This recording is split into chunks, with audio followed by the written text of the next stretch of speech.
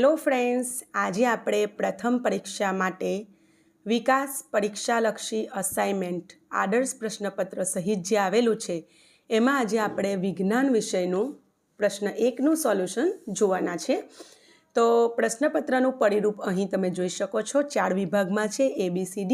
એમાંથી અત્યારે આપણે A વિભાગની ચર્ચા કરીશું. તો ફ્રેન્ડ્સ, વિડીયો ગમે તો લાઇક કરી દેજો, ચેનલને જરૂરથી સબસ્ક્રાઈબ કરી દેજો. આવા ઉપયોગી વિડીયો તમને આપણી ચેનલ પર મળી રહેશે. તો ચાલો ફ્રેન્ડ્સ, આપણે સોલ્યુશન જોઈ લઈએ. તો વિભાગ A અને એમાં પ્રશ્ન 1 છે. નીચેના દરેક પ્રશ્ન માટે આપેલા વિકલ્પોમાંથી યોગ્ય વિકલ્પ પસંદ કરીને લખવાનો છે. તો ફ્રેન્ડ્સ, પહેલા પ્રકરણમાંથી છે. પહેલો પ્રશ્ન, દ્રવ્યની કઈ ભૌતિક અવસ્થામાં તેને ચોક્કસ આકાર હોય છે? તો ડી જવાબ છે, ઘન જવાબ આવશે. બીજું, તાપમાન વધારતા દ્રવ્યના કણોમાં શું ફેરફાર થાય છે? તો એ જવાબ આવશે, ગતિ ઉર્જા વધે છે. ત્રીજું, નીચેનામાંથી કયો પદાર્થ ઉર્ધ્વપાતન પામતો નથી? તો બી જવાબ આવશે, સોડિયમ ક્લોરાઇડ NaCl એટલે મીઠું. બરાબર. ચોથું, પાણી અને બાષ્પીભવન ગુપ્ત ઉષ્માનું મૂલ્ય જણાવો પાણી માટે. તો એ જવાબ આવશે 2.25 × 10⁶ જૂલ પ્રતિ કિલોગ્રામ અથવા કિલોગ્રામ -1. પાંચમો પ્રશ્ન, પાણીનું બાષ્પીભવન કયા સંજોગોમાં વધે છે? તો સી જવાબ આવશે, તાપમાન વધારતા, સપાટીનું ક્ષેત્રફળ પણ વધારતા, એમ બંનેનું વધારતા એવો જવાબ આવશે. પ્રકરણ 2ના ક્વેશ્ચન જોઈ લઈએ. તો પહેલો છે, કયો ઘટક અલગ પડે છે? તો ગ્રેફાઇટ અલગ પડે છે આમાં. બીજું, નીચેના પૈકી શેમાં ટિન્ડલ અસર જોઈ શકાય છે? તો દૂધમાં. ત્રીજો સવાલ, ચોકને પાણીમાં નાખતા બનેલું દ્રાવણ ખાલી જગ્યા છે. તો નિલંબન એવો જવાબ આવશે. આગળ ચોથો પ્રશ્ન જોઈ લઈશું. તો પ્રવાહી દ્રાવણ કયું છે? તો ફેસ ક્રીમ, ઇમલ્શન, દૂધ, 3 એટલે જવાબ આવશે ડી, આપેલ તમામ. પાંચમું, 20% W/W સોડિયમ સલ્ફેટનું દ્રાવણ 100 ગ્રામ પાણીમાં બનાવેલું છે.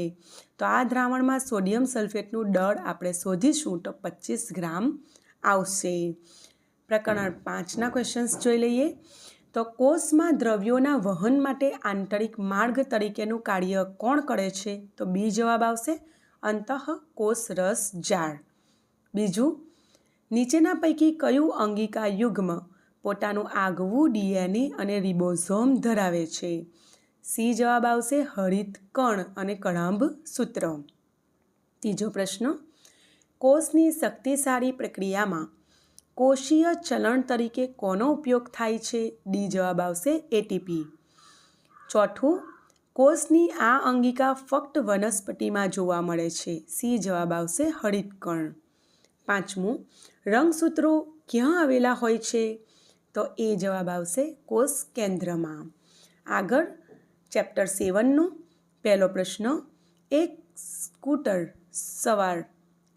સવાર 30 કિલોમીટર પ્રતિ કલાકની અચળ નિયમિત ઝડપે સુરેખ માર્ગ ઉપર સતત 20 મિનિટ ગતિ કરે છે. તો તેને કુલ કેટલું અંતર કાપ્યું હશે? તો અંતર માટેનું સૂત્ર મૂકીને જો કે ગણતરી કરવી પડે. જવાબ આવશે 10 કિલોમીટર. બીજું, એક દોડવીર 400 મીટરના પરિઘવાળા વર્તુળાકાર પથ ઉપર એક ચક્કર પૂર્ણ કરે ત્યારે તેને કેટલું સ્થળાંતર કર્યું કહેવાય? તો 0. બરાબર, કારણ કે પથ કેવો છે? વર્તુળાકાર છે, એટલે સ્થળાંતર 0 થશે. બરાબર. ત્રીજું, એક ગતિમાન કારનો પ્રવેગ 1.5 મીટર પ્રતિ સેકન્ડ સ્ક્વેર છે. તો 4 સેકન્ડ બાદ તેના વેગમાં કેટલો વધારો થયો હશે? તો જવાબ આવશે એ, 6 મીટર પ્રતિ સેકન્ડ. આગળ જોઈ લઈએ. આ પાઠમાં ફ્રેન્ડ્સ તમે સૂત્રોના આધારે ગણતરી કરી લેજો, જે આપણી ચોપડીમાં સૂત્રો આપેલા છે. ચોથું, નિયમિત પ્રવેગથી ગતિ કરતા પદાર્થ માટે વેગ વિરુદ્ધ સમયનો આલેખ નીચેની આકૃતિમાં દર્શાવ્યો છે. તો ગતિ કરતા પદાર્થનો આપણે પ્રવેગ શોધવાનો છે, જે ડી આવશે, 0.2 મીટર પ્રતિ સેકન્ડ સ્ક્વેર. પાંચમો સવાલ છે, નિયમિત વર્તુળમય ગતિ કરતા પદાર્થ માટે શું અચળ એટલે કે નિયમિત હોય છે? તો શું નિયમિત હોય? ઝડપ નિયમિત હોય છે, એટલે ડી જવાબ આવશે, ઝડપ. બરાબર. આગળ આપણે પ્રકરણ 8નું જોઈ લઈએ. તો કયા પ્રકારની સપાટી માટે ઘર્ષણ બળનું મૂલ્ય ઓછું હશે? તો એ જવાબ આવશે કાચની સપાટી.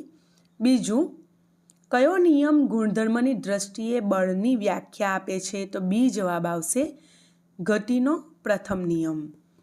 ત્રીજું, 1 ડાઇન બરાબર કેટલા ન્યૂટન? બરાબર, તો જવાબ આવશે 10⁻⁵.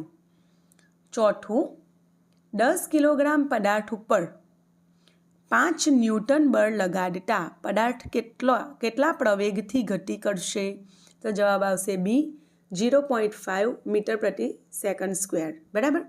પાંચમું, જ્યારે પદાર્થની ઝડપ બમણી કરવામાં આવે છે ત્યારે જવાબ સી આવશે તેનું વેગમાન પણ બમણું થાય છે.